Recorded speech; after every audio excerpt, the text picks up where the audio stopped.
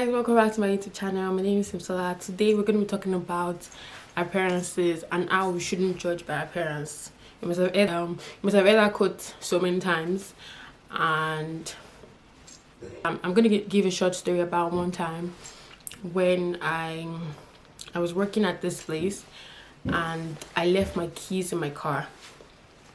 So I left my keys in my car, and then I couldn't, there was no way I could access the car, but then I could, if you look through the driver window, you could literally see the car, you could literally see the key just by the door. And I was like, if I could just find something to pull, I was just thinking that, okay, if I could just pull the door a little bit, I'll be able to just open the door, because I just closed the door. It wasn't about 2 seconds before I realized that the key was in the car. So I was battling with the door, right? I was battling with the door for a long time, and nobody came up to me to ask me do you need help or anything. And there were guys there, I'm telling you, there were so many guys just watching me what's wrong with this girl. One part of me felt oh, these people are not thinking that I'm trying to hijack this car or I'm trying to steal something from the car, which is mine clearly, but then they won't know, so they just kept on watching me. And then this guy came and he offered to help. It was so weird because it was Black American, right? And he had tattoos all over him and he had dreadlocks, and I was like, God, who is this person? But I didn't even care about what it looked like at the moment, because my point was, my aim was to get the key to my car out, and he offered to help. So I was like, your beggar has no choice. You cannot start choosing who wants to help you and who doesn't want to help you, especially since it was just one person that offered to help initially. So this guy came and he was like, oh, do you need help, ma'am? I'm like, yes, I do. I've been trying to open my car and I locked my keys inside. And I was like, oh, do you have roadside assistance? I didn't even know what that was at the time. So I was like, I don't know. And I was like, okay, let him try to find an iron. It would help me. This guy was the only guy. Now, bear in mind, there were a lot of people who had been seeing me, who had seen me there, and they didn't offer to help or anything. This was the only guy who had offered to help me. And then the minute he started helping, the minute he started looking for something to help me with, all the other guys who had been looking came up and offered to help too. So when this guy was there, he was doing everything. They were fixing it, right? They were trying to open the car with different things. It was very difficult. And then that guy that I told you had tattoos on his body and he had dreadlocks. You know, in the process of you trying to jack the car open, I saw a gun in his shorts, in his pants. He had a gun by the side like this. And obviously, if you see someone with a gun, the first thing you're thinking is, oh, this person is going on a shooting rampage, or this person is probably a thief, or this person just hijacks people and shoots them and everything. So many thoughts were flashing through my mind, and my sister was there, so I tapped her and I was like, look at the gun, look at the gun. I was so shaken, I was terrified. I was like, what am I going to do? Am I going to tell him that I don't need your help anymore because he has a gun? Or what am I going to do? Because it was the only guy that offered to help me.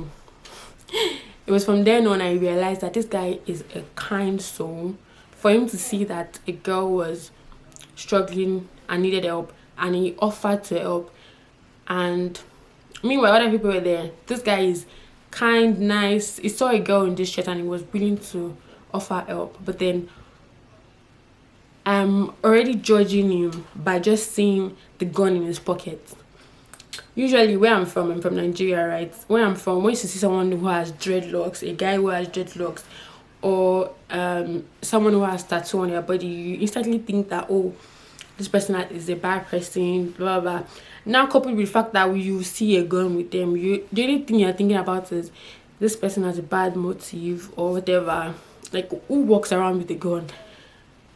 And living in America has taught me that you do not judge by appearance, no matter what the person is wearing, no matter the kind of I lived in an apartment one time, and the people who would literally, the people who would warm up to you, greet you, be nice and cordial are the people who have tattoos.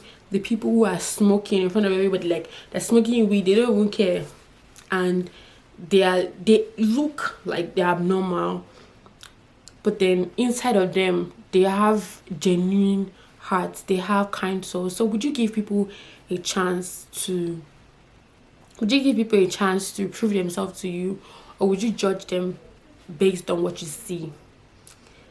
This has gone on for a very long time and time again. We see people, and the first thing we want to think about is, oh, this person has dyed hair, this person has red hair, this person is wearing miniskirt, this person. Have you seen how kind and genuine that person is? Because you don't do it does not mean that. I've lived with people who cover themselves. They have, like, their shirts are always, like, I'm talking about girls now, their shirts are always covered, they dress very modest and everything. They are people that you don't want to associate with because the things that come out of their mouths.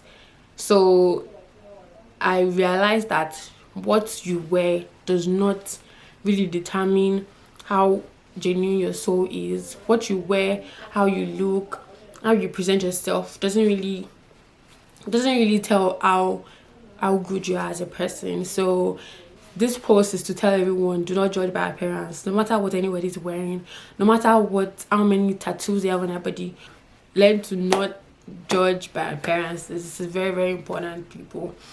Today I'm going to end today's video with a proverb that says, your light doesn't dim by lighting another person's candle. That simply means that when you encourage another person, push another person forward, loan another person money, it doesn't stop you from progressing. It doesn't diminish you in any type of way.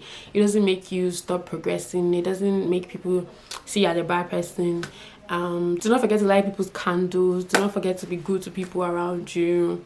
And tell your family members to watch Simi Talks. Like and subscribe, please, and comment. Let me know what you think. Bye, guys. Mwah.